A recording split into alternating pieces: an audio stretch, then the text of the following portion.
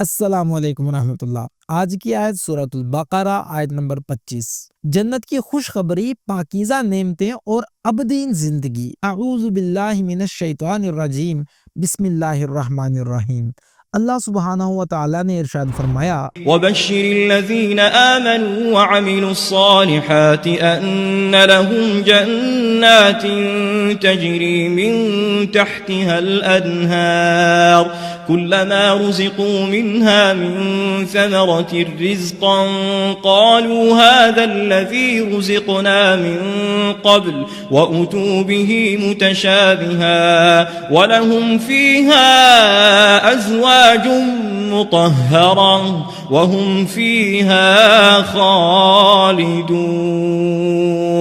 صدق اللہ العظیم، یعنی اور ایمان والوں اور نیک عمل کرنے والوں کو جنت کی خوشخبریاں دو جن کے نیچے نہریں بہہ رہی ہیں۔ جب کبھی وہ پھلوں کا رزق دیے جائیں گے اور ہم شکل لائے جائیں گے تو کہیں گے یہ وہی ہے جو ہم اس سے پہلے دیے گئے تھے، اور ان کے لیے بیویاں ہیں صاف ستھری، اور وہ ان جنتوں میں ہمیشہ رہنے والے ہیں۔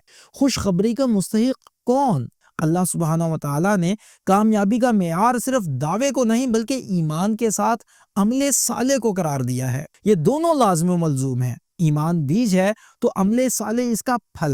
جنت فطرت کا حسین شاہکار تجری من تحتها الانہار کی تصویر کشی بتاتی ہے کہ یہ وہ باغات ہوں گے جن کے دامن میں ندیاں رواں ہوں گی، اونچائی پر درخت اور نیچے بہتا پانی۔ یہ انسانیت کی فطرت کے لیے سکون اور شادابی کا وہ اعلیٰ ترین نمونہ ہے جس کا وعدہ رب کریم نے اپنے وفادار بندوں سے کیا ہے۔ متشابہہ، جنت کے پھل شکل و صورت میں دنیا کے پھلوں آم، انار، انگور جیسے ہوں گے تاکہ انسان اجنبیت محسوس نہ کرے، لیکن جب وہ انہیں چکھے گا تو ذائقہ ہر بار پہلے سے مختلف اور لاجواب ہوگا۔ پاکیزہ رفیق حیات، ازواج مطہرہ، جنت میں صرف کھانے پینے کا سامان نہیں بلکہ بہترین رفاقت بھی ہوگی۔ پاکیزہ جوڑے سے مراد وہ شریک حیات ہیں جو ہر طرح کی ظاہری غلاظت اور باطنی کینہ و کجی سے پاک ہوں گے۔ عملی طور پر ہم اس آیہ مبارکہ کو اپنی زندگی میں کیسے لا سکتے ہیں؟ ایمان کو عمل کا لباس پہنائیے۔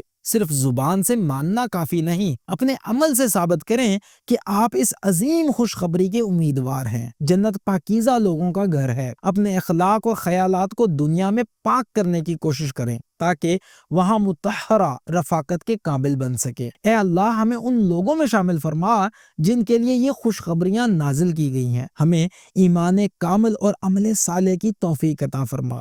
آمین یا رب العالمین۔